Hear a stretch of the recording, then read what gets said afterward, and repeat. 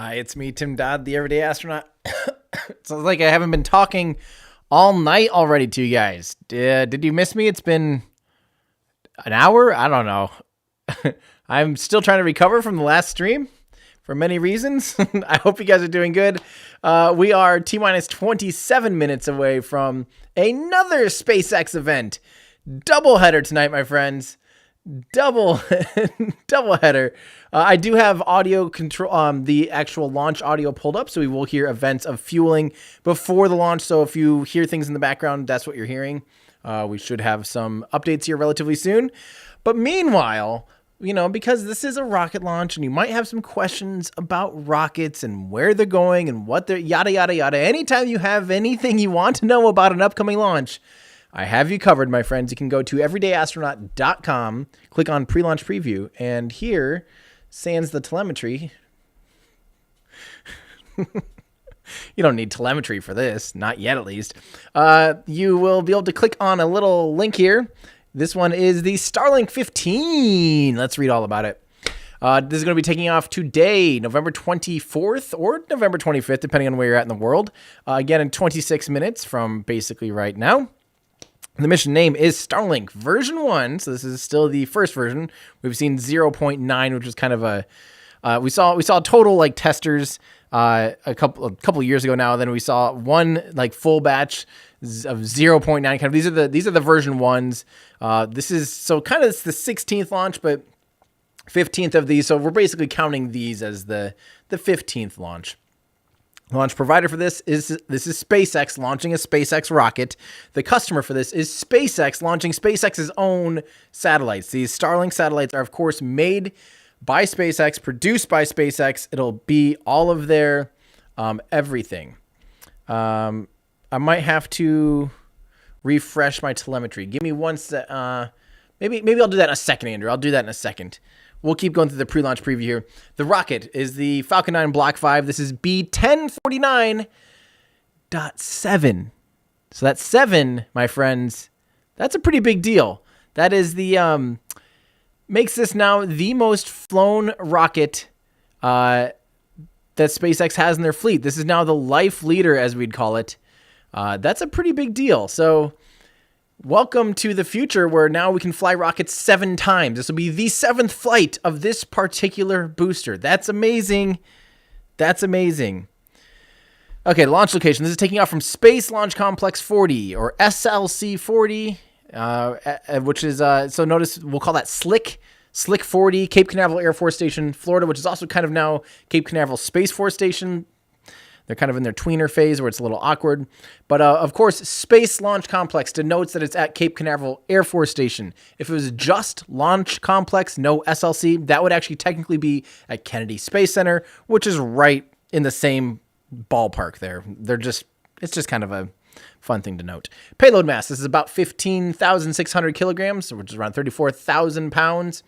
Not too bad. This is going out to a 366 by 213 kilometer, 53.05 degree low Earth orbit. The final orbit, they'll eventually circularize themselves. This is just the initial deployment orbit. They'll eventually circularize themselves and be 550 kilometer circular orbit. The Starlink missions are back to elliptical initial orbits instead of the circular orbits of the latest Starlink missions. Interesting. They're kind of always tweaking stuff, figuring out what's optimal. So we will see. Maybe they're just trying to get it so these deploy faster because the more energies, if they raise that apogee, it's less work for the satellites to get into their final orbits. So it could, you could take weeks, months off, and if they're trying to roll out this beta quicker, putting them into a slightly higher energy, higher elliptical orbit can save a lot, literally months of having it, because otherwise the Starlink satellite has to do it all themselves with the most minuscule amount of thrust ever, raising the orbit ever so slowly. Ever so slowly. Let's see. Wayne Man 9, I've never had an orange helmet. I've always had the white helmet. That's the white helmet there. I've never had an orange helmet. I've had an orange spacesuit with that white helmet, but never an orange helmet. How is the weather for tonight? It's 80% go as of November 24th. That is today. Will they be attempting to recover the first stage? Yes. They're landing at 633 kilometers downrange. And of course, I still love you. That's a pretty common place to try to land these boosters when they're doing these Starlink missions, which are the most prolific launches these days anyway. Will they be attempting to recover the fairings? Yes. 1 catch attempt and 1 water recovery is expected. Go Searcher and Go Mischief have been deployed. Are the fairings new? No. This will be 1/2's second flight and the other half's third flight. That is awesome. That is awesome. Super glad that they're getting out there for this. So this will be the first booster to fly for a 7th time. As we mentioned, this is the first time SpaceX has launched 4 times in a calendar month. And by the way, I think it was only maybe last year they finally had launched once in November. But before, I think it was 2019 was the first time they launched in November, period. For some reason, November was like this weird month that they just never had launched. And now we're seeing 4 launches in a month. That's astonishing. This is the first SpaceX launch on November 25th. Trevor, you're getting crazy with these. This is the 100th flight of the Falcon 9. So the other day was the 99th. It was technically the 100th mission for the Falcon 9, but we had Amos 6 that blew up on the pad before the mission ever started. This is the 100th flight of Falcon 9. This would be the 46th reflight of a booster. So it's catching up to half of all flights ever are on a reflown booster. That is just incredible. 18th reflight of a booster in 2020, 14th and 15th reflight of a fairing half. So a fairing half, like in general, 14th and 15th, not like, of the same one, but all together in the whole program.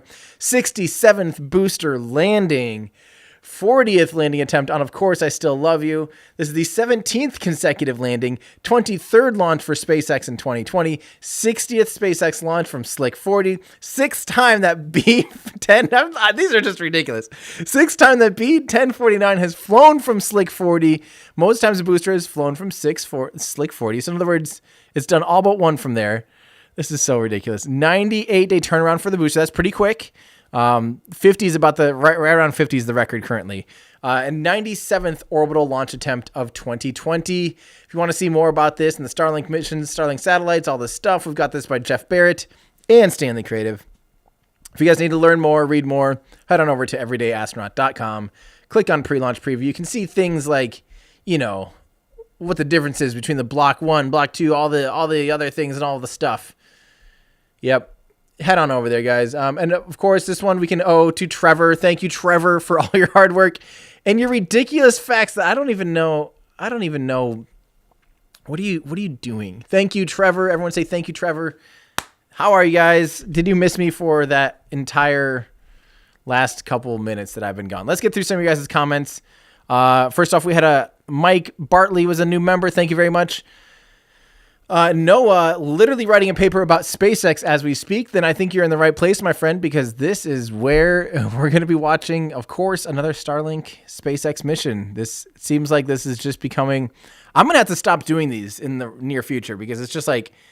These, I know it doesn't seem like that much time, relatively an hour or two for streaming usually. But then there's always like luckily Andrew does a lot of the setup, but there's a lot of time afterwards posting and all the stuff. It just takes... It takes quite a bit, surprisingly. And if these are just taking off like once a week, I just don't think, I don't know. We'll see.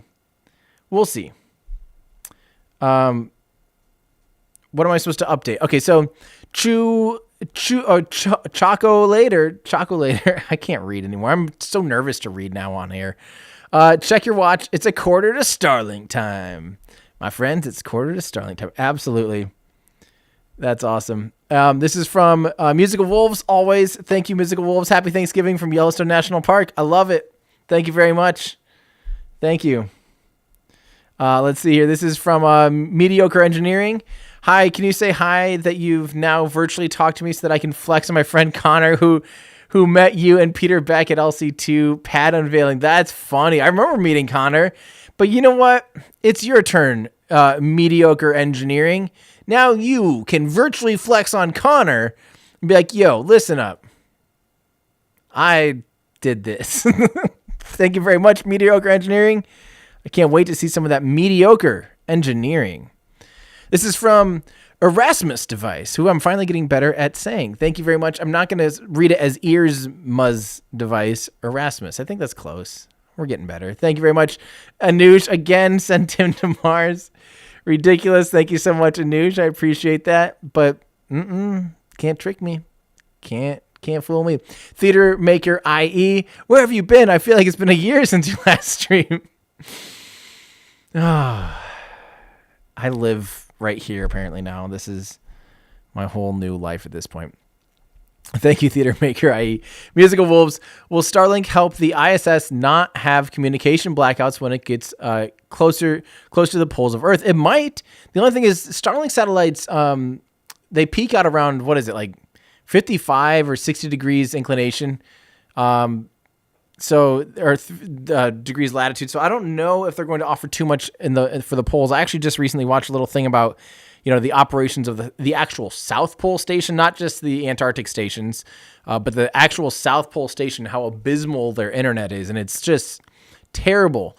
One, even if it's lower latency, like a higher orbit, but just one set of solar sun synchronous orbit or something like that, satellites would be awesome. So Elon, just to help all those people out down there on the South Pole and the very, very rural regions, just do one little better than nothing coverage for them because it's crazy. So Latchlin wants to know in Discord if Starlink speed will be depending on weather. There's been a guy actually that's in the middle of snow and having it snow that's been testing on YouTube that I've been seeing, and he is seeing decreases in weather, but it's not as bad as a traditional satellite network.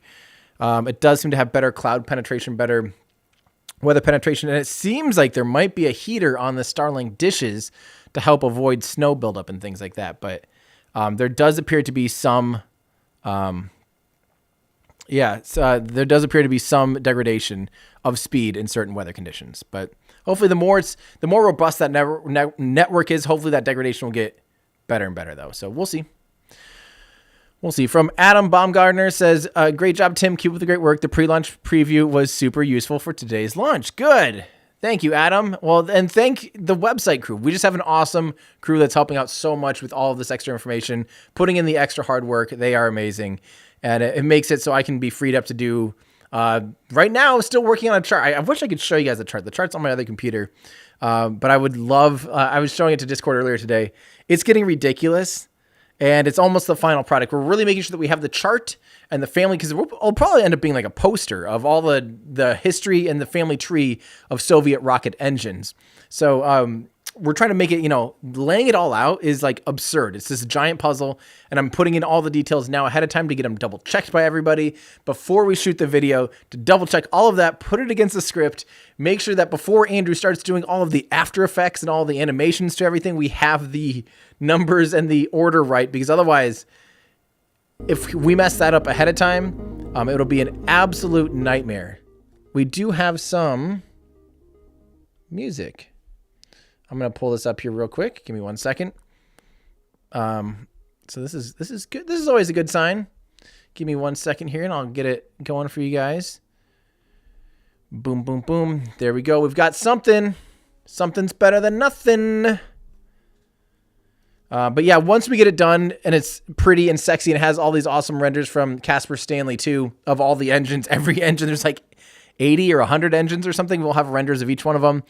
Then those will probably make a really pretty version. That'll be the thing that'll be in the video, but we'll probably turn that into a poster of some kind. And I think that'll be awesome. I think that'll be awesome. Danny wants to know if I have a trench feed of today's. I wish. I really wish I did. Musical Wolf wants to know, do you have shirts that would fit my 12 inch wolf plush? We do actually. We do have. So we have onesies. You can do a onesie for a 12-inch wolf plush. We also have. We have toddler t-shirts and youth shirts as well. So you could probably find something that'd fit. Get your wolf a Future Martian onesie. That would be awesome. Or a Future Martian toddler t-shirt. That'd be very cool. This is from, hang on, I'm going to make sure that I'm ready to go for the next slide when it's ready. This is from Starman Steve. Hey, Starman Steve. Thanks, Tim. Awesome coverage. You rock. Astronaut Gold. Thank you very, very much, Starman. Good to hear from you. James Bramlett says, hi, this is Term Erde Dird reporting from Burkachurker for my 15th live in a row. If you want to do the whole thing, it'd be Hertz, this is my Term Dird reporting from Burkachurker on my 15th live in a row. Just so you guys know, I'm trying to figure out when that became a meme. I'm trying to figure out if someone knew me and my friend group because we'd been talking like that since high school. I had stuff like that written on my backpack in 2001 in high school. I had like, I wish I might be able to find the pictures of it, but it was my old high school backpack had written like it's my Term Dird. Like Term Dird was this whole thing.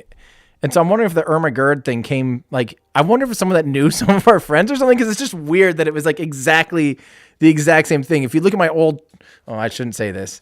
If you look at one of my old channels, that's been out before that meme existed. So that's just kind of weird. Oh, weird. Craig C. Why don't they just name the boosters? If they're going to go for this many missions, a name would be dope. I don't know. I know a lot of people feel really strongly about naming boosters. I do better with numbers myself. Like, it just kind of makes a linear set of numbers makes a lot more sense. Like, I'm already confused with Perseverance and Curiosity. Which one's which? To me, they're just like, if one was named 1 and one was 2, I'd know, oh, 1 landed first, 2 landed second, on Mars. And now we have things like Endeavor, and I already even forgot what Crew 1 Dragon is. Like, because I that for some reason is worse to me than numbers. I'd rather memorize it. That's me though. That's just me. But I'm sure other people are the other way. I'm sure other people would rather have a normal name to be attached to than a set of serial numbers, but I just remember that stuff better myself. But Resilience. See, I didn't remember. Yeah, C206 and C207, Endeavor and Resilience. I'd rather it be C206 and C207 myself, but whatever. This is from Reese, watching with the family. As usual, we now have a projected time for Starship 15-kilometer test. Can't wait to see your coverage and Elon interview. Well, thank you. I'm very excited. I think it'll be awesome. We'll see how I do. I hope I don't disappoint you guys, and I hope I get some good questions in there. So stand by for that. I think I'll be heading on the road by this weekend. Probably after Thanksgiving or something like that. Hopefully traveling's not too bad on my own and all that stuff. So here we go, guys. It is the intro time. I'm going to get this pulled up. We'll pull them up. And real quick, thank you to Frank. I very appreciate that. You guys are awesome. This new intro is sick, by the way. And also from something John. I can't really read that too well, but thank you. Oh, and Space Viking. I'll get back to you in a second. It's Tuesday, November 24th, and you're looking at a live view of Falcon 9 as it awaits its 9:13 p.m. Eastern Time launch from Pad 40 at Cape Canaveral Airforce Station. Hello from SpaceX headquarters in Hawthorne, California. My name is Kate Tice, and I'm a senior certification engineer here at SpaceX. You're watching a live webcast for our 16th Starlink mission and our 23rd mission this year. This mission is also notable because with today's launch, we are attempting to fly a Falcon 9 booster for the 7th time. If you've been following our progress, you also know that we recently launched our Better Than Nothing beta program in the northern US and southern Canada. So I'll be sure to talk all about that a little bit later in the webcast. We're currently at T-minus 9.5 minutes till launch, and all systems are go for an on-time liftoff this evening. Good evening. My name is Shiva Bharadwaj, and I'm a space operations engineer here at SpaceX. On your screen is a live view of Falcon 9. That's our two-stage liquid-fueled vehicle. Now, Falcon 9 is 70 meters tall, which is greater than the wingspan of a 747 aircraft. As Kate had mentioned previously, we are flying today's booster for the 7th time. That's a first for Falcon 9. This rocket previously flew on the Telstar 18 Vantage mission, the Iridium 7 mission, as well as 4 Starlink missions. Now, Falcon 9 was designed for 10 or more flights with minimal refurbishment in between each flight, and today's flight will get us closer to that goal.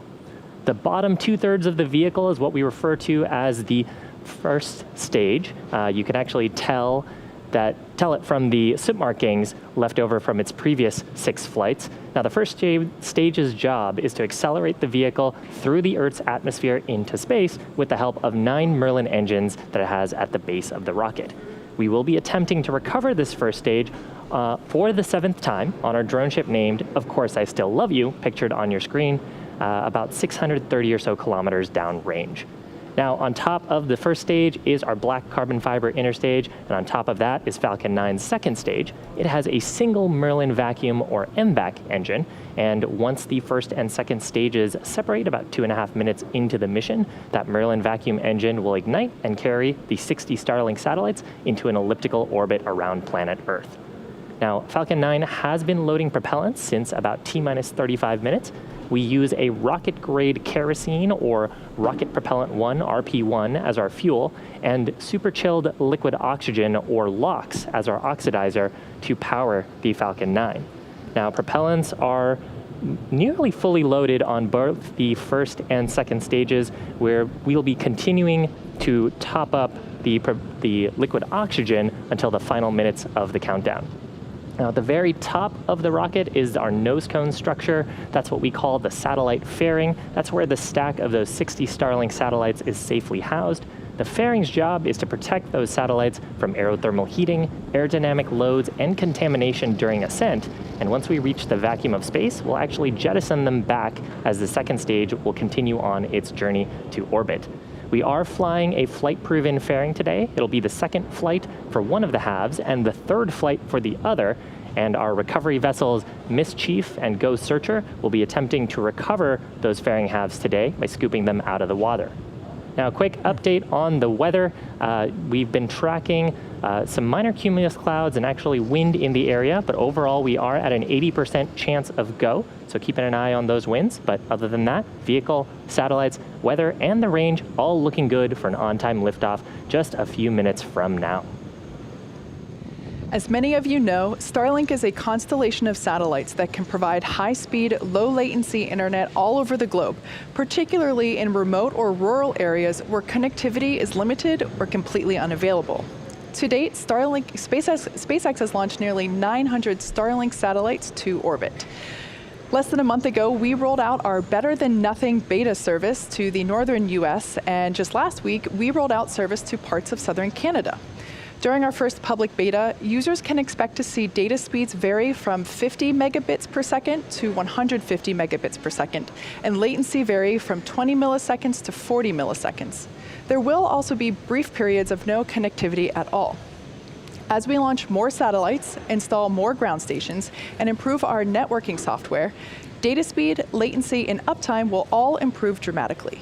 For latency, we expect to achieve 16 to 19 milliseconds by summer 2021. Right now, our beta program is invitation only, and it is based entirely on your location. Within the northern US and southern Canada, we are focused on rural and remote areas where there is no easy access to fiber or cable. Now, on your screen there, you see an example of one of our service areas, or what we call a cell.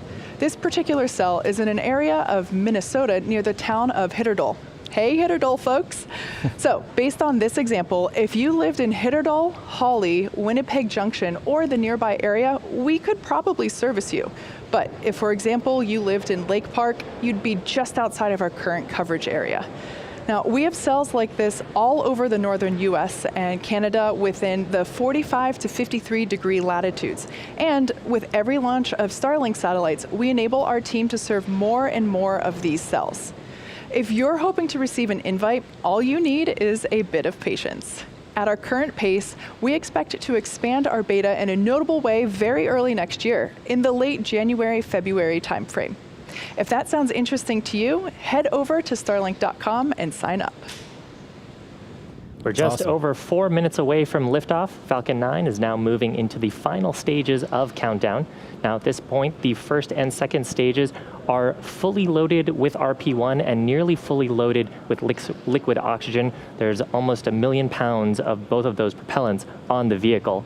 Super chilled liquid oxygen, which I mentioned earlier, is our propellant oxidizer, is actually what's creating that white cloud that you see coming off of Falcon 9's inner stage.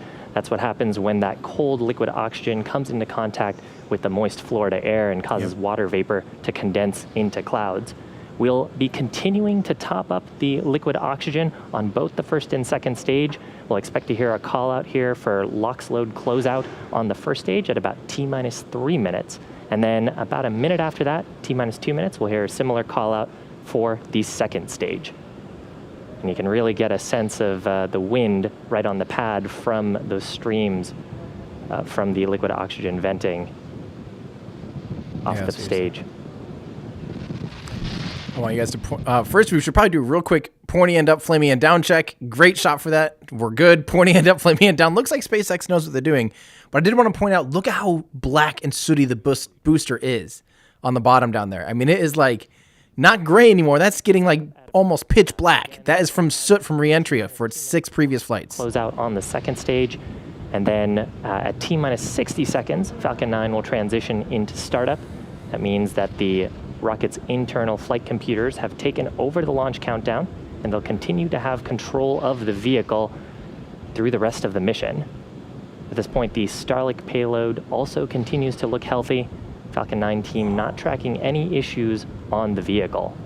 Guys, notice it swaying in the wind. I've never seen that shot where it's so windy you can actually see it swaying a little bit. That's kind of crazy because this thing's about 22 stories tall. Right around the launch window, again, about 2 minutes away from now. Keeping an eye on those, making sure that we don't violate any launch commit criteria. You can see it even in this shot rocking around a little bit. That's crazy. Whoa, I've never seen that in a launch before. But of course, guys, they do have constraints. Like they have a window like, hey, here's our minimum, here's our maximum. We can or cannot exceed these limits. Of course, ground winds, upper level winds, all those things are considerations. So obviously this is within those limitations, or else they would not be going for launch. They would have not let go of the rocket with the strong back. So they're still obviously within those constraints. Cloud of venting coming from the transporter erector. That's the truss structure next to Falcon 9. And it provides power, cooling, and propellants, as well as communication to Falcon 9 until liftoff.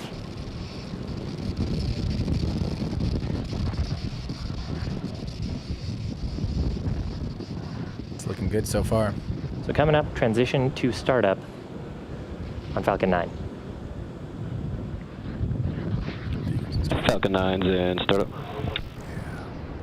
So again, that means from here, Falcon 9 will begin to pressurize those tanks, the first stage and second stage tanks with our pressurant for flight. LDs go for launch. Great news from the launch director. Stage 2, press for flight. Giving their go for flight. So with that, just 30 seconds to go. Vehicle looking healthy. Looks like we may have just squeaked in under the wind. 30 seconds and counting. Starlink satellites also continuing to look healthy. Why don't we listen in and watch terminal count? All right, guys, here we go. I can't believe they're going for it, but they're doing it. And Space Viking, I'll get to you in a second. Thank you so much. Is configured for flight. And same with you, David. Thank you, guys. Here we go. 9, 8, 7, 6, 5, 4, 3, 2, 1, 0. You're doing it. Ignition and liftoff.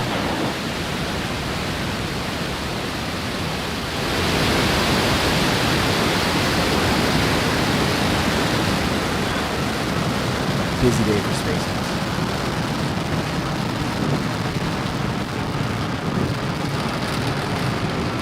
Vehicle's pitching downrange.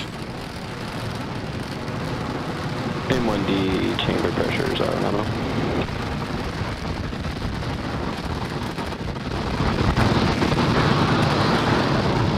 Wow. 40 seconds into flight, Falcon 9 successfully lifting off from pad 40 at Cape Canaveral Airforce Station, carrying those 60 Starlink satellites into orbit. This particular booster lighting up the Florida coast for a 7th time. Now, we just began throttling down those Merlin 1D engines for maximum dynamic pressure, or max Q. That's the point when the stresses on the vehicle are the highest from the combination of the vehicle speed and the density of the atmosphere. Wow. Max Q. And now that we're through the point of maximum dynamic pressure, the loads on the vehicle, the structural loads, are going to drop off as the density of the atmosphere continues to decrease. So even though the Falcon 9 rockets continuing to speed up. Yeah, even though the rocket's going faster, the altitude is thinner and thinner now. So, that's kind of how max Q, that's a point where those 2 points converge. Because as you speed up normally and like at sea level, that dynamic pressure gets greater and greater and greater. The wind resistance gets greater and greater.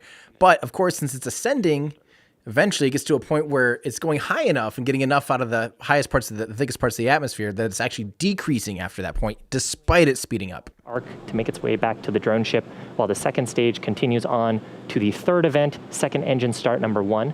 We actually just heard the call out there for MVAC chill-in beginning.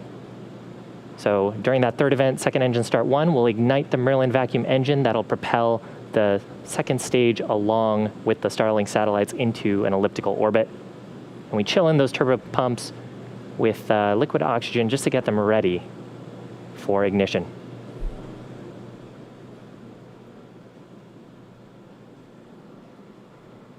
And Miko. Stage separation confirmed. Good. 7 flights of that booster. Now can it land? And don't worry, my Left-hand side of your friends. screen, Ignition. first stage separating, second stage ignition. Love that green glow from the T-tab ignition. Oh, that's a cool shot. Both vehicles back on their way. Coming up shortly, we'll expect to see fairing deployment off of the second stage. Look for that on the right-hand side of your screen. Fairing separation confirmed.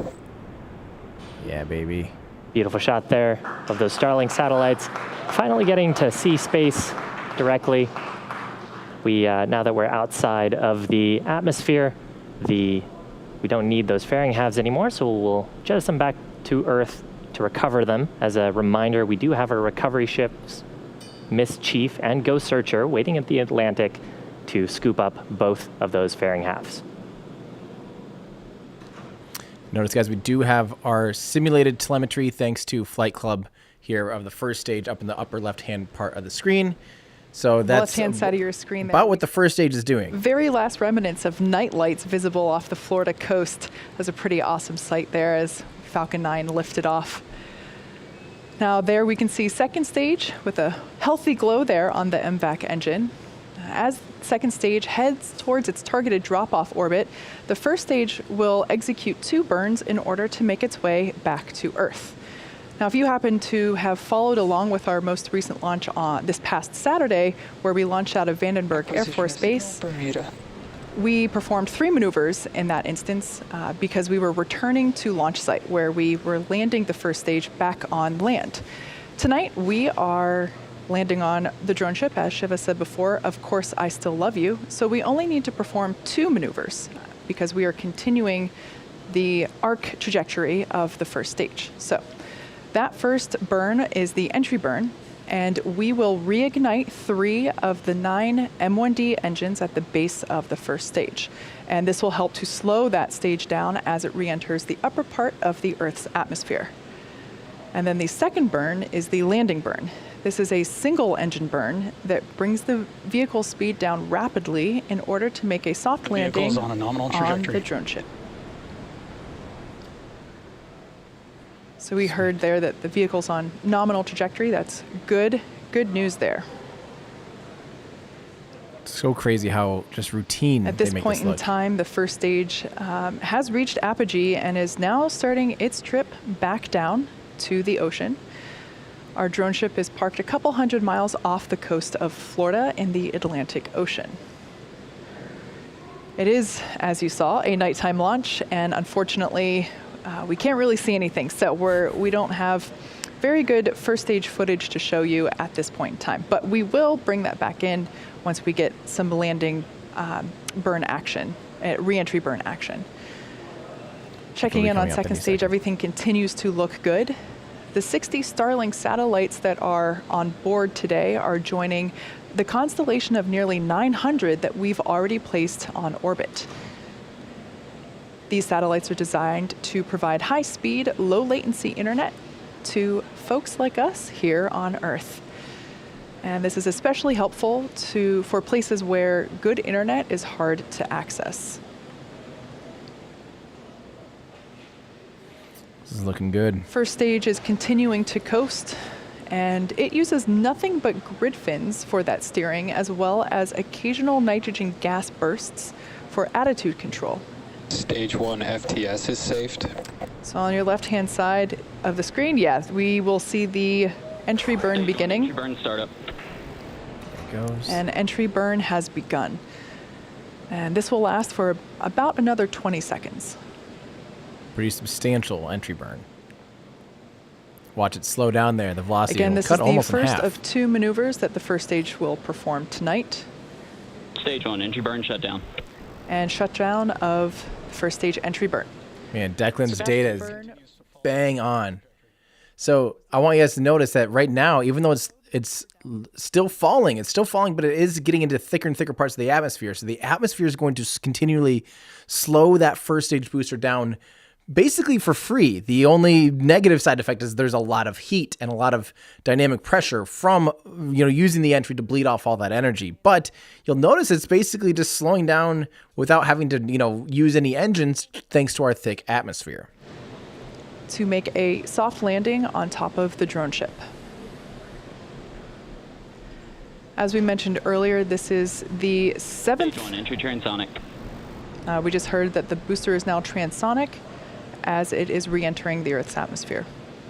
And don't forget our As I was telemetry. saying, this is the It's simulated telemetry, so it might be off a little bit by a couple seconds, but it's a pretty good estimate and at least helps you understand pretty much what's going on. It's really quite accurate most of the time. So, but it can't affect, if something were to go wrong, our telemetry would not reflect that. Just a friendly reminder. Terminal guidance. Here we go. MVAC engine has begun to throttle Stage down. 1, landing burn startup. There we heard the call out that landing burn has begun, so we should see that come into the screen here just momentarily. Stage 2 FTS is saved. It's looking good. Stage 1, landing leg deploy. Landing legs have deployed. Here it comes. Come on, number 7. Oh, All right. Manual landing confirmed. And for the 7th time, this Falcon has landed. come on. This marks our 61st successful recovery of a Falcon 9 first stage. And we have to go. And as the smoke clears, we can get a good view there. And we just heard the call out that we had SECO 1, or second engine cutoff 1. So at this point in time, Insertion. and there we heard the call out that we have good orbit for that second stage. So now that stage 2 is, it's going to coast in this orbit for a few minutes. During this time, it will start to spin along its central axis, giving the Starlink satellites the momentum that they need to space themselves out over time as they deploy. So we're going to take a quick break here, but we will be returning at T plus 14 minutes, so stick around. Expected loss of signal, Cape. So, guys, that was the 100th flight of the Falcon 9 rocket. It's currently the 99th successful mission, because don't forget, we're at 101 missions, 2 of which have not been successful historically. That's AMOS 6 as well as CRS 7. So, wow. I mean, we're coming up on, that was the 100th launch of the Falcon 9, and it will really quickly become the 100th successful flight on the next one. So, unbelievable. Not quite time to pop the champagne until those 60 Starlink satellites have freely deployed from the upper stage. But for now, they're still attached until we get to that deploy mark. So give it a minute. But for now, guys, I have to really huge thank you to Space Viking. Holy cow. Thank you so much, Space Viking. That is extremely generous of you. I really, really appreciate that. Depending on how long I'm down in Boca Chica, that's going to be necessary. It might be quite a bit now. So PVK says, finally a live stream when I'm awake. Go hashtag Team Space. Absolutely. Thank you for tuning in, PVK. Matt Silver says, hi, Tim. Will Starship launch from the sea? If so, the launch pad will float or be fixed in place. Thanks for the awesome work. Well, thank you, Matt. It sounds like by all accords in the future, Starship and Super Heavy Booster will someday launch from an ocean platform. Just logistically, it makes way more sense for not having the loudest, heaviest, biggest rocket ever flying really close to populated areas. Don't forget the Saturn V broke windows all around the Cape, and this is twice as powerful as that. And South Padre Island, for instance, compared to Boca Chica, is about twice as close as most populated areas around the Cape. So twice as close and twice as loud. just doesn't sound like a recipe that's going to be leaving most people too excited to live around there. So I think it will, and Elon's talked about doing ocean launching before. I'm thinking that will be the case in the near future, as soon as they kind of can make it happen logistically. So yeah. And if so, it'll be just basically like an oil rig, which I think you can move those, but they do anchor them in place once they are kind of in a normal place, and they might have to move it for some consideration. So, Riley Thomas, contribution to the Send Tim to Luna Fund. Now that I'm a little bit more supportive of, at least. I can do that one. Reese says, are you aware of the knockoff Normal shirts? Look up Normal Aerospace rocket launch status on Redbubble. I mean, I got this design from I don't know if I can actually say my source. It's not necessarily the most novel thing. I'm okay with, I mean, really, I don't really have any creative control. I'm not one of those people that's going to go out and trademark Normal. Yes, I kind of helped to try to popularize it a little bit, but that's not, I'm here to teach about spaceflight. I'm not really too petty about, people can use my music for free. I don't really care. I do get a little bit upset though when people straight up knock off like our full flow shirt, because that was like my design, my hard work with 6 months of work on that video. Then to see people literally knocking off that shirt. Yeah, we report those for sure. And I'm not encouraging people to go out there and knock off the merch. Please don't do that. But that's not the point of what I do. That's not the point. And as a matter of fact, a lot of those actually get reported by other people. So if you do see that, and just for my sake, just so we don't have to mess with it, go ahead and report those. That'd be nice. I'd appreciate that, but it's not a huge concern to me in the grand scheme of like what I'm trying to do as a science communicator and what I'm trying to do for my audience. It just small potatoes or whatever, small broccoli. I don't know, but thank you for letting me know, Reese. I appreciate that. And David Swenson, thank you, David. Everyone in chat, please, David, that is unbelievably generous. Safe travels to Texas. Stop and get some coffee along the way. Thanks for all you do, Tim. Thank you very much, David. From the bottom of my heart, that it means the world to me.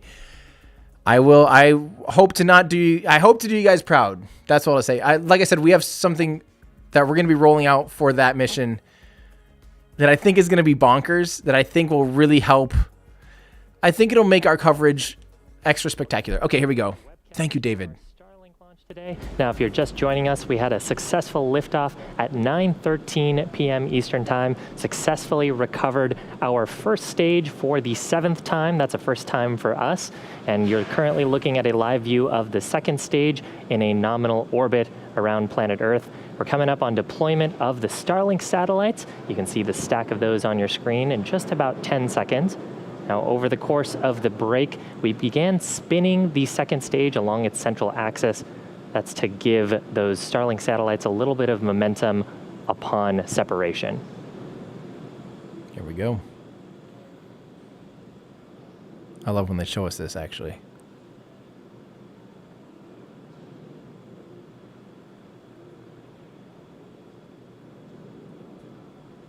There it goes. There it goes.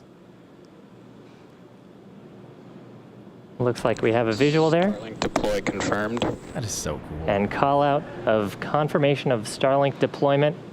So those 60 Starlink satellites gently floating away from the second stage. And because of the spin on the second stage, they'll start to space themselves out. Soon they'll deploy a solar array that they have on board. And then over the next few days and weeks, they'll distance themselves out further using an onboard ion thruster to make their way to an operational orbit about 550 kilometers above the Earth's surface. So overall, very exciting day for us at SpaceX. First time we have flown a booster for the 7th time. First time we have landed a booster for the 7th time. And of course, always lovely to see our payload deployment successful on the mission. And that will bring our webcast to a close this evening. Thank you to the Range and FAA for supporting today's mission. And of course, thank you to all of our viewers, as well as those in the US and Canada who have ordered Starlink under our public beta program. If you haven't signed up yet and are interested in being part of our beta program, head over to starlink.com and sign up. Thanks for joining us and have a great evening. Making it look easy.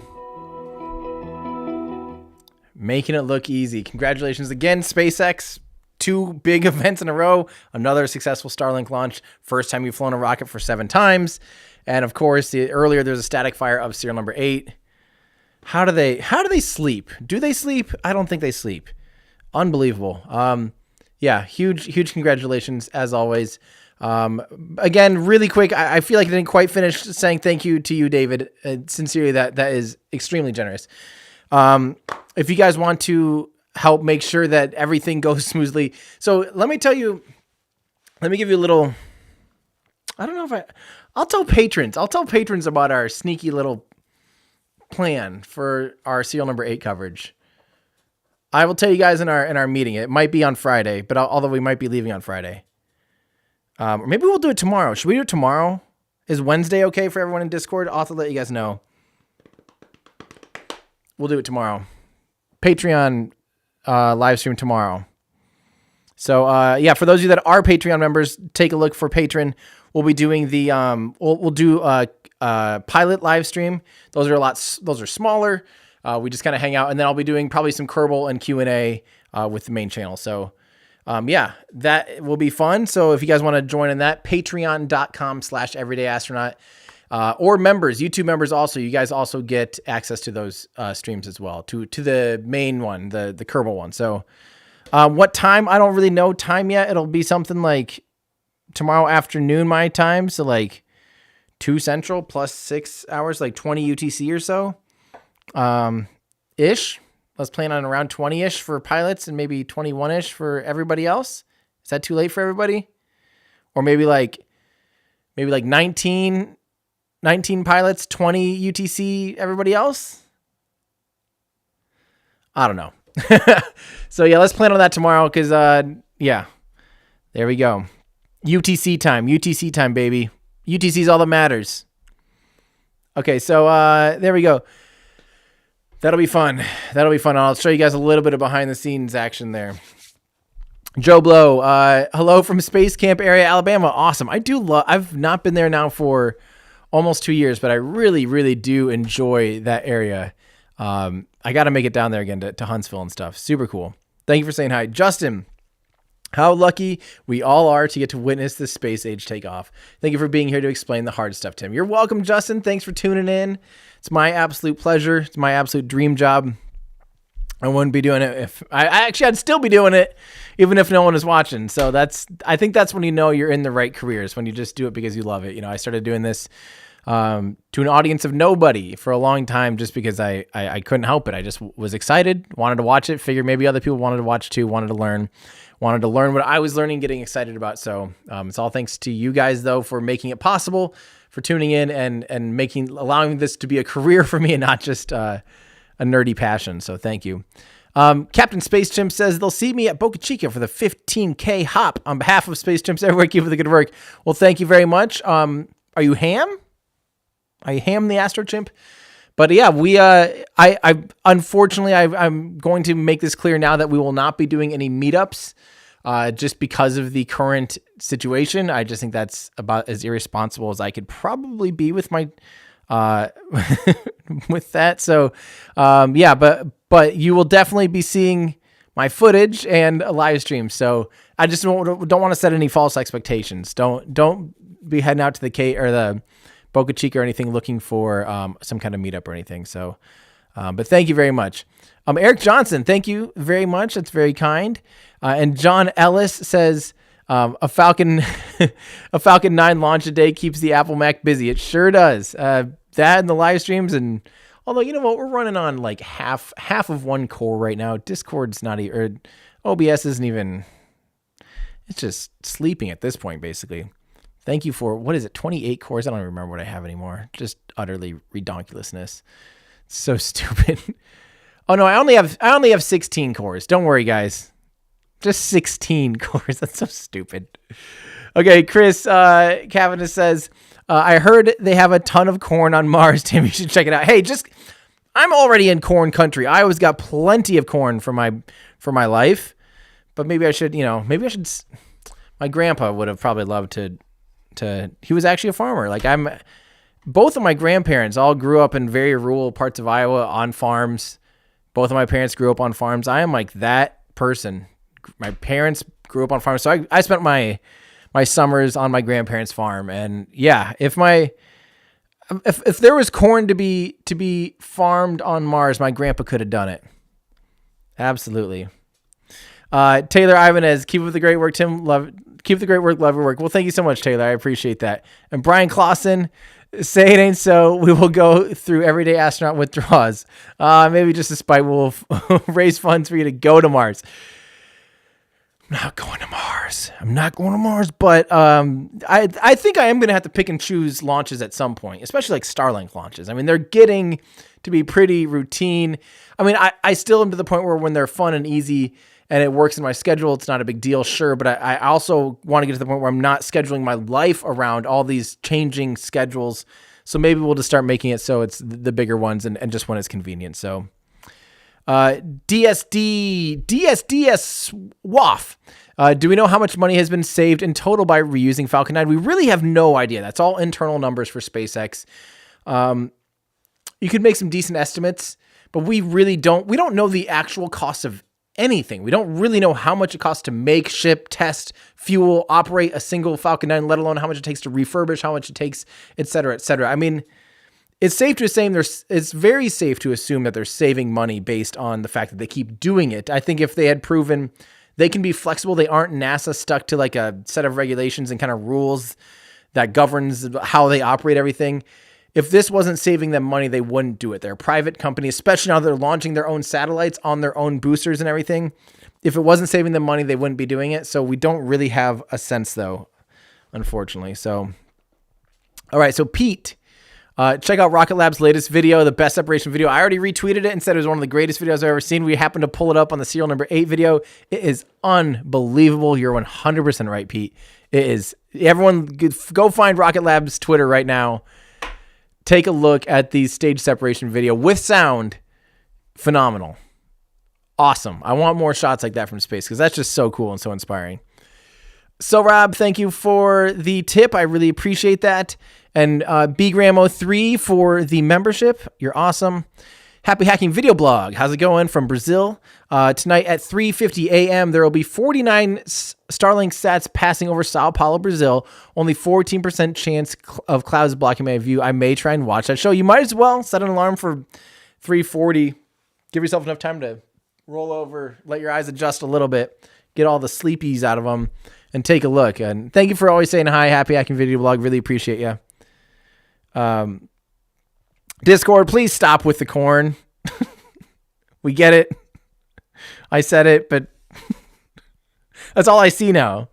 Please stop. Philip Moyer, hey, it's Taco Tuesday for the Boca Chica Fund. Keep up the great work. Thank you, Philip. It is Taco Tuesday, baby. It's time. Oxymoron, glad to see you roll with the punches and get right back to it. Good people. Thank you. I'm just naive is all. DJT2412, Rocket McRocket Face equals a great name. You know there's going to be something out there that SpaceX names besides Dishy McFlatface, which is currently the name of the Starlink receiver. You know there's something else they're going to name, something McSomething. Steven, thank you for the membership. Musical Wolves, can space be as a freezer for ISS food without power?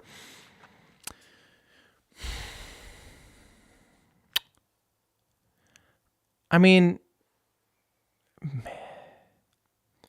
maybe. I mean, yeah. It's actually a good question because the laws. So thermals work really weird in space because, obviously, if something is sitting inside of a container, if it's touching the walls of the container, it can still be conducted, right? But then it can still receive heat from radiation from the sun because, of course, spacecraft, the things facing the sun get hot because there's still radiative heat hitting the spacecraft, and it keeps it really hot, like extremely hot. On the opposite side, you're in a vacuum. There's no air around you to be warm and therefore conduct heat. There's also nothing to take heat away or anything on the vacuum. So it's really, really cold. So something that's in space, if you had like a separate freezer floating constantly in the shadow or something, then yeah, it could be really cold, but because it would radiate out. But if it has to be in the shadow, basically, if it's in any kind of sunlight, it's going to get a lot of. That's weird. I don't know. I don't really know how they do that exactly, to be honest. And I'm happy to say that. Ooh, Modular Mind says we are developing something for this. Very cool. All right, Michael Shanks, thank you for the membership. And Darren Kai, thank you also for the membership. And same with C's, I appreciate your membership. Simon's Space says, would you take a flight on Virgin Galactic? I want to see Virgin Galactic fly a handful of times. I really think their system could and will be safe. But I don't know if I like the fact that it's non-redundant. So that's one of the things that I like about Blue Origin's new Shepard personally, is that it has still an abort system, has redundant parachutes, has a lot of passive things that still will work regardless. And it's not that in theory, I mean, really the Virgin Galactic, Spaceship 2, it can fly like an airplane, when it comes in for landing. So, and airplanes are extremely safe, but I don't know. I let me put it this way. I absolutely would fly with Virgin Galactic. And I think they're going to be very safe as they continue to certify and as they continue to fly the vehicle. I really think that they've got it figured out now. That's why they're being slow and cautious, is they're over-engineering, double-checking, triple-checking, quadruple-checking. But I'll want to see it fly a handful of times. But the interior is what makes me actually want it. The interior of that vehicle is going to be stunning. And the experience, I think, that they're going to offer will be top-notch. So if that's what you're looking for, yeah. But at the same time, yeah, I don't know. We'll see what happens in the near future. Someday. Dylan Walter. Dude, I'm from that coverage area. That is awesome. Like, that's exactly what I think of when Starlink comes up. That is crazy. That's really cool. Well, Dylan, you better get your butt out there on Starlink. Yeah, I mean, even, again, back to... Geez, I'm really showing my Iowan here, but my grandparents' farm, just now that area has some kind of coverage, but it's still not great for internet. Like, it's really expensive and really bad. There's a lot of rural communities like that. So yeah, I would absolutely love to see Starlink being able to service people in the middle of nowhere. I think that makes a big difference.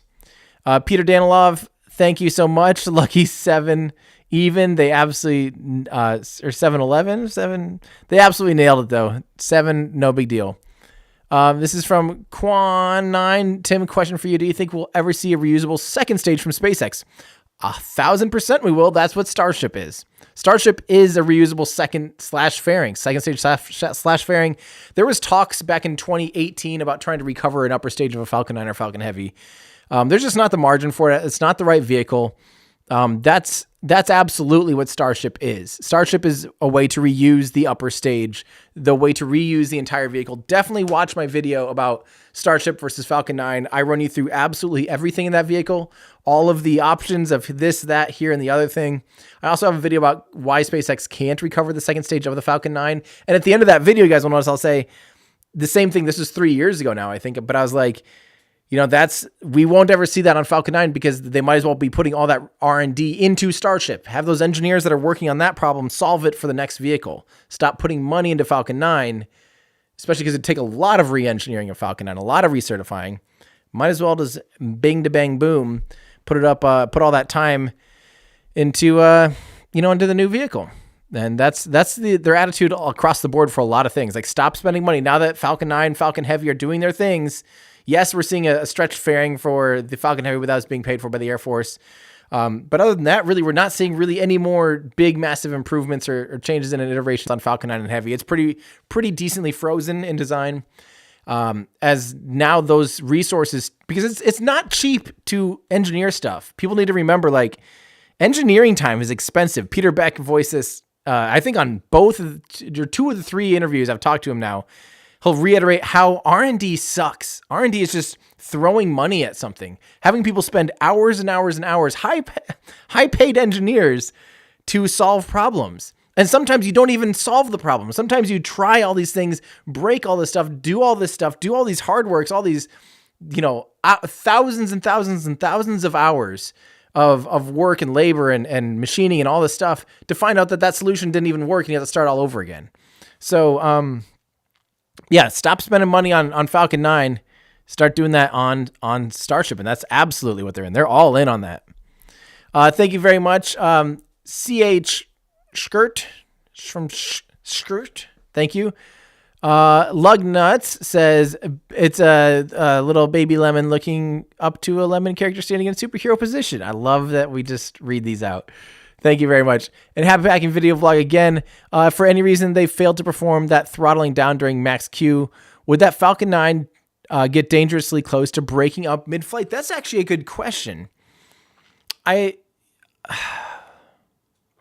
Part of it is one of the reasons they do the throttle bucket is it's actually more fuel efficient. It's more efficient to be able to throttle down at that point where the pressure is so great. You're kind of just fighting for no reason, really. You might as well throttle down until you get through that regime. Then you punch the throttle back up. No big deal once you're above that. It's to lower the stresses, but I don't know if it accidentally didn't throttle for some reason. I don't know if it would break up, but it's definitely more efficient to do it that way. But I don't know. Sven says, how will Starship make a propulsive landing if it is destroying the launch pad during testing? So that's one of the biggest questions right now. So of course, SpaceX has been able to land on concrete with some pretty power. They've even done 3-engine landing burns right up until the last second, basically, with Falcon Heavy and stuff like that. With the Falcon 9 and Falcon Heavy, the Merlins, they'll ignite right down on a regular concrete pad. So I think Starship, obviously, there's a lot more dry mass, a lot more, like 5 times more, and there's 3 to 6 times more thrust, basically, even minimum throttle with Raptor. So they will have to have beefier concrete, that's for sure. But the actual Super Heavy, it'll take off and land on they will have a flame diverter. They will have some kind of flame trench. I don't care what Elon says. I know that the plan right now with the orbital launch mount at Boca Chica, probably likely pretty temporary, is to not really have much of a flame diverter in there for now. I think that'll change. I mean, more than 2 dozen Raptors is going to be insane. It'll destroy everything. So we'll see. We'll see, though. I'll say that a bunch. Peter Danilov says, what a great launch. What a great day. It's been a very busy day. Thank you very much. Dylan Dorvey says, please cover a launch as the Draftstronaut. Absolutely not. Absolutely not going to happen ever. Thank you, but no. Dang, thank you so much. I really appreciate you. From John,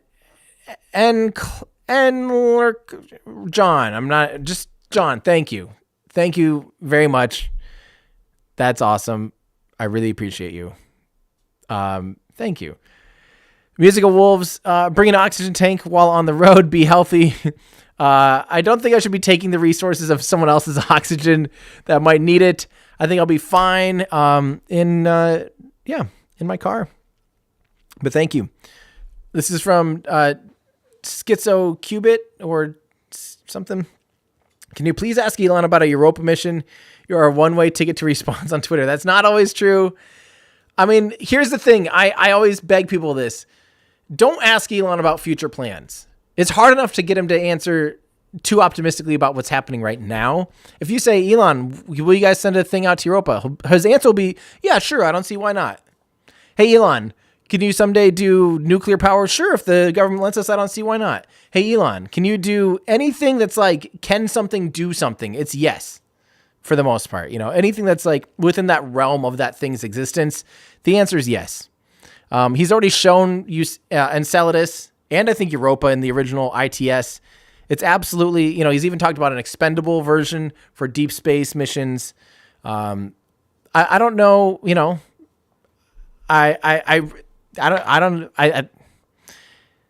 maybe I'll see if we can get something about deeper space missions from him when I have another sit down with him, but we will see. We will see. Caleb Crow says, what would happen to a person on the very corner of course I still love you as it lands other than getting into a lot of trouble?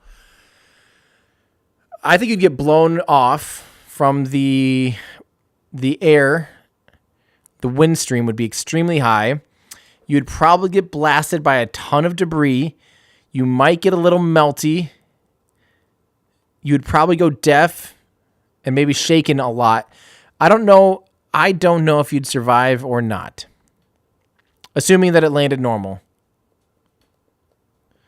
I don't know. Maybe Elon will let us put a human analog near a landing and see what happens, like Mythbuster style someday. James Simon, congrats and wonderful coverage. As always, thanks for bringing this to us. You're absolutely welcome. It is my pleasure. Parker Jorgensen says, just did some math. If it is correct, it would take us around 6,000 years to reach Alpha Centauri, traveling at 430,000 miles per hour constantly. Very crazy. That sounds about right. Yeah, we're not getting to the... None of us that are alive are getting to stars without some massive, weird, crazy breakthrough in our understanding of space, time, and gravity, and some completely out there, different technology, different everything. We're not getting there with chemical propulsion for sure. We wouldn't even get there with like laser propulsion, I don't think, or any of those other things. So, the Dying Titan, thank you so much. I really appreciate that. Everyday Astronaut Venus Probe Blimp Fund. Now that I might accept. Yeah, well, and I do want to talk to Rocket Lab since they're developing a Venus mission. I want to see if I can help in some way. I don't know what. I don't know if it's raising awareness or what, but I would love that. Or help, maybe get a sticker to Venus or something. That would be absolutely crazy.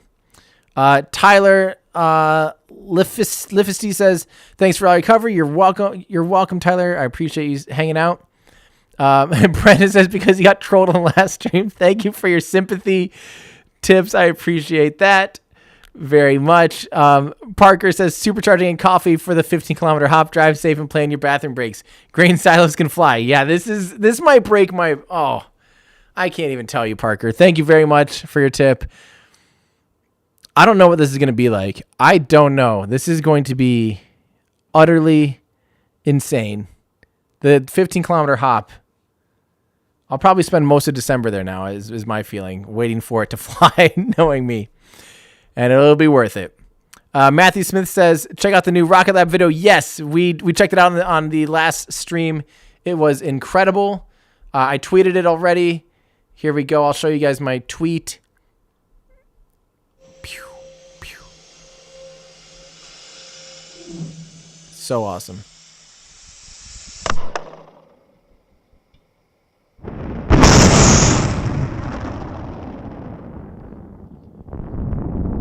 Yeah, you can't tell me that's not cool. You can't tell me that's not about the coolest thing ever.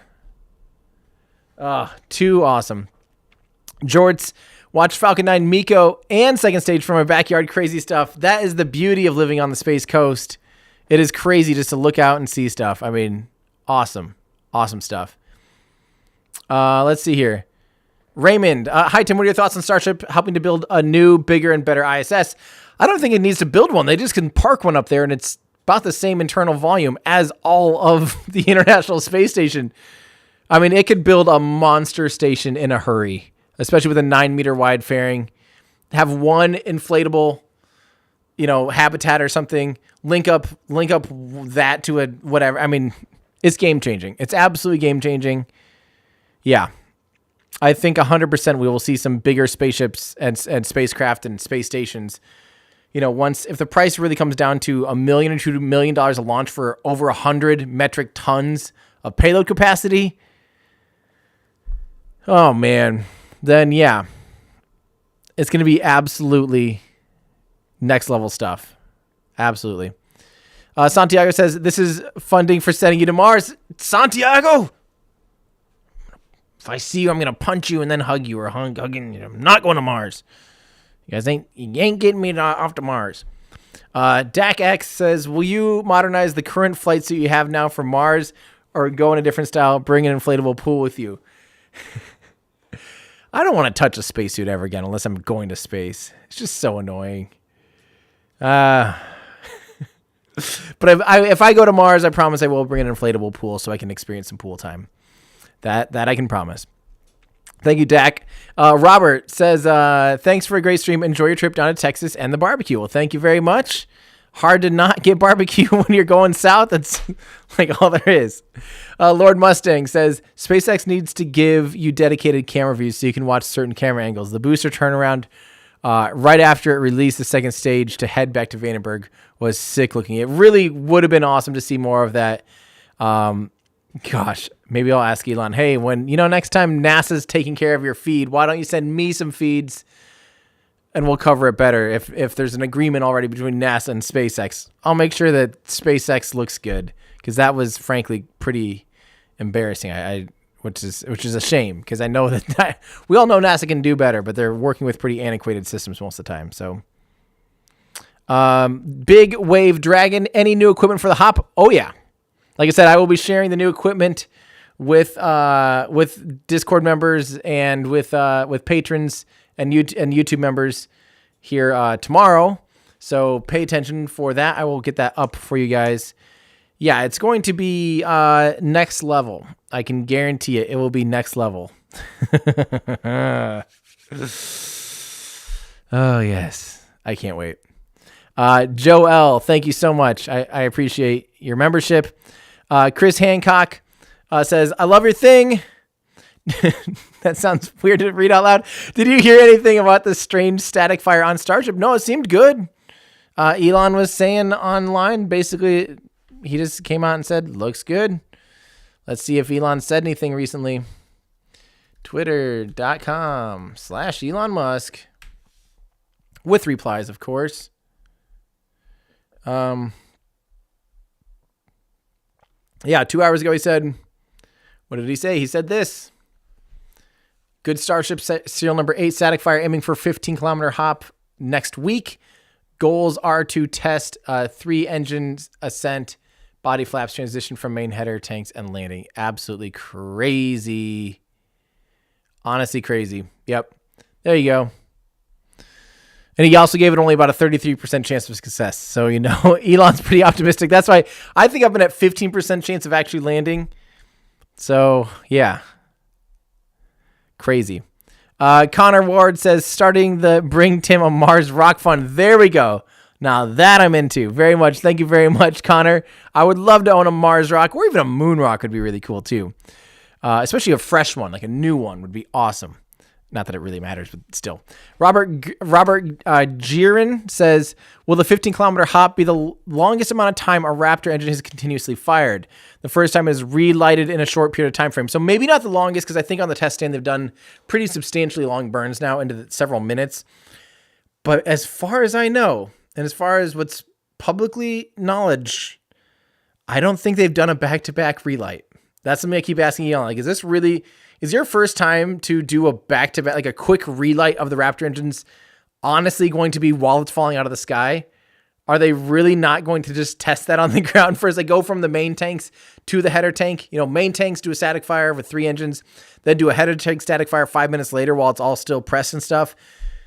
Because I would personally test that before I'm having it fall out of the sky, but I don't know.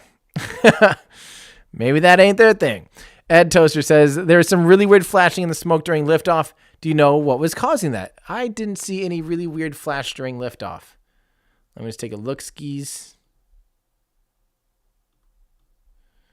Let's see what's going on here. Give me a second. YouTube's been weird lately, guys. I don't know about you guys, but I've had problems with YouTube. Not with anything else. Again, my connection is rock solid, but YouTube's just kind of been a jerk lately.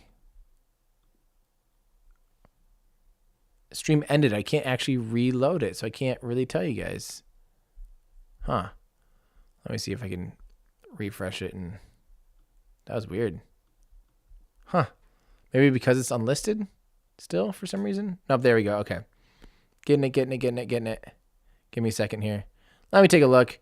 Let's all watch, see what's going on. Weird flashes. What was the question? Really weird flashing in the smoke during liftoff. If you're talking about the green flash that you see, that is T-Tab. But let's take a look here. Let me switch screens for you guys. Okay, so let's take a look. Let's rewatch the liftoff. So that's normal. That's the water deluge system happening there. That's where they soak the pad with water to not only protect the pad from sound suppression, so to do sound suppression, but also just to absorb energy altogether, to keep sound waves and energy from destroying the launch pad and destroying the rocket. So that's what we're seeing there. Those are the water deluge, the rainbirds they're called, doing their job. And then right there, that's all normal.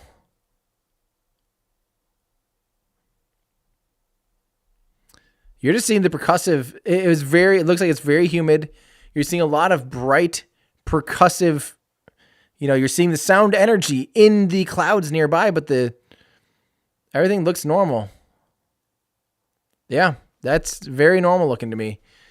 Yeah, so that is the sound waves making that happen right there. And I've got slow-mo footage of that, and so does especially Cosmic Perspective. Watch some of their videos. That is the sound waves rippling and basically destroying the clouds. It's crazy. And don't forget, what you see there at liftoff is mostly all steam. It's literally water from the water deluge system getting evaporated, and just steam all over the place. If you have any questions about how much, what the environmental impact, if you're worried about how much rockets pollute, I have a video all about that. We dive way too deep into the topic, so don't worry, I've got you covered. Let's see. Patrick John Kavanaugh says, from the Starfleet tour, guys. Hey, awesome. Bought you beer at fourth filling station. I do absolutely recall. I'll be in SPI too. Here's to good serial number 8 test. Well, awesome, Patrick. Thank you. It was a pleasure meeting you that one time. I can't wait until we can all just get together and hang out again. This thing, I know it's hard for everyone. I think people forget that. I think people forget that and think that they're the only ones making sacrifices. They're the only ones, maybe hurting financially, mentally, emotionally during the pandemic. It affects everybody, guys. Don't forget that. So give each other some grace in grievances and in frustrations and in yelling. It just seems like everyone's on edge because it sucks. This stuff all sucks. I don't want to say it's over because I got someone mad at me for saying I feel like it's coming to an end because I'm seeing some promising results in vaccines. I feel like that's a good sign. It does not mean it's time to let up now and be easy and go out there and just return life to normal, because life won't be normal until it's under control. But Australia is opening back up to normal, and New Zealand's been open for a while because they have had completely zero cases for months. They had a flare up of 13 cases. They shut the whole country down again. 2 weeks later, back to normal. So that'd be great. But for the rest of us, it sucks. This stuff sucks. I can't wait to have meetups. I can't wait to travel. I can't wait to do all the things that I used to do. Hang out with groups of friends, do friend things. Yeah. And I will see you then. Patrick. Thank you for saying hi. Ted S. I'm 71, and I wish I would have had someone like you back in the 60s when I was watching, when I was 11, watching the Mercury program to explain everything and all the other programs after. Ted, that means a lot to me. Thank you. I've said it sounds really arrogant, so I don't like to say it, but I would like to be this generation's Walter Cronkite if at all possible. Walter Cronkite was who a lot of people from around the world would watch Walter Cronkite's coverage of the Apollo program because he was so tuned in. That was became his bread and butter. And I want to be kind of this generation's, I want to be learning as much as I can and involved in this stuff as I can, so that I can teach you guys everything that I know, can bring you guys along for the experiences and help explain it as much as much as I know. And I want to continue to expand that knowledge for myself so that I have a bigger knowledge pool to be able to teach you guys too. So thank you very much, Ted, for saying that. That means a lot. Mike Slack, are you going to add nominal hats to your merch? No, I'm not going to do nominal or nominal. Sorry. That's absolutely for Valve and or Rocket Lab to do 100%. The Greg Egg, to keep Tim from going to Mars. Thank you, the Greg Egg. Thank you. Someone that finally cares about me and my well-being. I appreciate you. Trevor says, I found term hard. Oh no, we never really deserved your astronaut. Careful what you do. Hinav Shrikar says, did the Crew Dragon have a restroom on board for the Crew 1 mission, or did the astronauts have to depend on their diapers the whole time? There is a small bit of a bathroom, some kind of basically we'll just say glorified hose essentially with a curtain around it, so you can have a little bit of privacy. There is a utility on board for astronauts, but for short rides, most of the time, while they're in their suits, there is a maximum absorbency garment. So, yeah. Chris, thank you very much for your super chat as well. From Yo Fave Black Guy, thank you for the membership. I appreciate that. That's awesome. That's funny.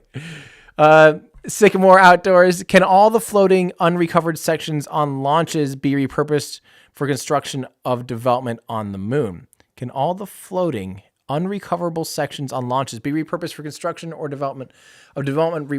So the way it works out, so you're spent stages. Let's just say there's stages floating around, bits of stuff out in space. It can be really hard to repurpose things. It can be really hard and energy expensive to rendezvous with something and then change your orbit and match it up to go to the moon. Sometimes just because it's in space, it's not like you grab onto it and then you fly to the moon. No big deal. There's a lot involved with rendezvousing. There's a lot involved with having the right orbit, the right inclination, the right everything to be able to get out to the moon. And lots of times trying to repurpose, say, a spent stage to now be some kind of habitat or something. And all of a sudden you have to have all these logistics of like, okay, now we either melt the metal down and build something 3D print and then land that on the moon, or we have to attach thrusters to this thing. Like, it's just a logistics nightmare. Even in Kerbal Space Program, which is incredibly generous on everything and incredibly easy, that's still a relatively difficult task to do.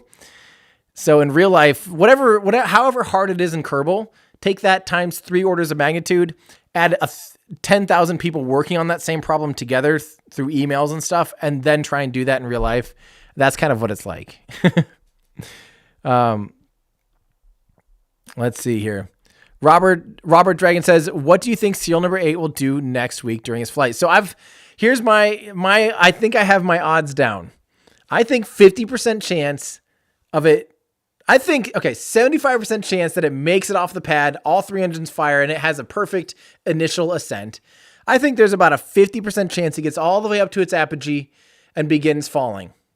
I think that's maybe even more like 60. I think that's a pretty good chance that it gets to apogee of 15 kilometers, 50,000 feet, and begins falling. I only have about a 30% chance of that next part working out. I think that falling is pretty risky. The controlled glide with its giant body flap aileron things, that's something new. There's a lot of, when you do something for the first time that's never really been done before, who knows the outcome? I think there's only about a 30% chance that whole section makes it through. And then, wait, where am I at? I've done this so many times and I still forget. At the end of the day, I'll give that a little better. I'll go 45% chance of that it does the belly flop, it gets all the way to engine light. I think there's only about a 30% chance that the engine's light for that kick maneuver and does a thing. So in other words, I'm thinking there's a 70% chance that just pancakes into the ground is what I'm basically saying. And then from there, if the 30% works out and it does the kick, I still think there's only about a 15% chance of it sticking that landing tail down and it being like standing there in front of everyone and it works successfully. If that happens, I have decided now, I'm prepared for it to smack into the ground. That's what I'm literally expecting, just statistically and just emotionally. I'm expecting it to blow up. My brain is prepared for that. I'm going to just fall asleep watching on repeat SEAL number 4 blowing up. No, that's really morbid. I'm not probably going to do that. But just so I prepare that this thing will probably blow up and I will witness a terrifying fireball. So if it lands on its feet, if it sticks the landing, I don't know if my brain's ready for that. I don't know if my brain is ready to see something that's, 15 stories tall, basically, and 30 feet wide, 9 meters wide. Just this huge, huge, huge thing falling from the sky so fast that I'm going to be screaming that it looks like it's just going to, falling at terminal velocity like a skydiver. Not to be extremely morbid, but imagine if you were witnessing a skydiver falling and their parachute wasn't opening and you're watching that. I almost puked saying that. That's disgusting. That's what we're going to be seeing until the very last, until 1 kilometer, until 3,000 feet, it's going to do that kick maneuver. That's nothing. You're going to watch this thing falling and going, no way, no way, no way, no way, no way, no way. The difference between making it not at, say, 100 mile an hour is, or, 160 kilometers an hour is nothing. It's like 5 or 10 seconds or something. So it's just going to be, I don't know. Guys. It's going to be insane. Discord. Why? I will cry probably. I will cry if it happens well or if it happens poorly. It'll be nuts. Strange 58. How many Starlinks do you think SpaceX will try to make for a fleet when Earth and Mars line up again? So I mean, Elon's been saying for a long time that the first one he wants there to be 2. I don't think they'll have orbital refueling and everything ready to go to be able to do a Mars mission in 2022 personally. I think 2024, there's a chance they might have 2. But you do need to think about all the logistics involved in how many things they have to have in order to even get one Starship mission out to Mars. It takes a super heavy booster that can fly and land repeatedly, like literally land, refuel, fly, land, refuel, fly. That has to be proven. Look at how long it's taken them to get. I mean, they're getting to that close to that point, but it's still the closest turnaround for Falcon 9. Granted, it's Falcon 9. It has other considerations. Is 50 days. That's not going to do it for a Starship. That's not going to do it for Super Heavy to be able to refuel and put other Starships on top of it. It's going to have to be down to 90 minutes if you want to do it every orbit. I don't know. We'll see. But there's been talks forever since Elon's been talking about going to Mars with interplanetary transportation system, BFS, BFR, all of the things that it's been called Starship. About 2 going the first time, and then the next time send 4 out with 2 of those with humans on it, so you have some redundancy. So we'll see. Thank you for the membership, Colton. I appreciate that. Zahi says, Tim, I want to place an order for t-shirts, and the price is double as I'm from India. Zahi, yes, remember, I'm not pushing the store today or anything, guys, because we're relaunching the website this week. Hopefully on Thursday, if not for sure by Friday for Black Friday for the new sales. We're going to have sales up this weekend. We have a brand new web store with lots of new merchandise and better and upgraded international shipping. So it'll take care of the VAT for you, the taxes, so you don't have to worry about customs, which has been a huge pain in the butt, trust me. That will also unlock like door-to-door tracking. And we don't know for sure yet, the provider can't promise it yet, but it should be cheaper shipping. We can't really do much about shipping. Right now, international shipping is insane. COVID has made it horrible. I would love to make shipping cheaper. We're already discounting international shipping from what DHL charges us or UPS or FedEx or whoever handles it. We already discount it, what they charge us. So like I said, there's still some things in the store. If you buy the right amount of things, I'll actually lose money from the store because we discount it so much and depending on your shipping speed. Yeah. So we're trying. And someday, like I said, we will end up having probably international, someday when it makes sense logistically, we would like to have fulfillment in like Europe and maybe something in Southeast Asia or something to make it easier. But for now, we just aren't at that volume yet where that makes any sense at all. We'd have to like 100-fold our sales and inventory to make that anywhere worth talking about. But we're working on it. We're working on a better solution. So patience and thank you for checking it out though. Shamrock Forge. Thanks, Tim. Your mom and I are so proud of you. Well, thank you, Shamrock Forge. I don't know if you know my mom. She is proud of me, but I hope that you don't know my mom and you're just saying that just without any basis for information, but thank you. But if you do know my mom, she is a saint. And if you do know my mom, tell my mom so that I can remember that Shamrock Forge said hi, and then I can remember mentally note who that is. That's awesome. Yes. TJ Campbell says, ask Elon if he should start a car company. Or me? Because he already has a car company and it's made him the richest person in the world. Are you saying, should I start a car company? Because I don't need to start a car company. That ain't me. There's plenty of people out there. And there's a lot of good startups coming, besides obviously Tesla's killing it. There's a lot of, actually China's got 3 really promising EV companies right now even that are kicking butt right now. But in the US, I'm really excited for Rivian. Rivian's going to be awesome. And Lucid Air, I'm really excited for too. There's some good ones. I don't need to do that. Nope. I'm not going to make a better car than anybody else. That's for sure. EMAC or EMAC Productions. Thank you for the membership. And same with Die House. I really appreciate it. Will Britton says, hey, Tim, do you have tips or advice about where to view Boca Chica launches from? I've never been to the lower Rio Grande before. I have been to lower Rio Grande for bird watching, but I wouldn't know where to watch from. So don't go south. Don't go on to the Boca Chica proper. I think Port Isabel would be the best place, or South Padre Island itself down at the beach. But I am asking, please avoid large crowds. Just right now, we're going to have people already traveling for Thanksgiving. It's really bad timing for that stuff. Just please remember to keep proper social distance and proper hygiene and wear a mask when you're in public. Very easy. yeah, I'm not going to say don't go and see it because I understand. But please be cautious and aware and respectful. But yeah, I would say Port Isabel, it has a really good view actually from the very south bit there, or the very south bit of Boca Chica as well. Frederick, thank you very much for the membership. I appreciate that. Eric Thompson, a red hand pointing up. Thank you, Eric. Bart Kidda says, I'm a guide at the biggest brick castle in solar sys in Malbork, Poland.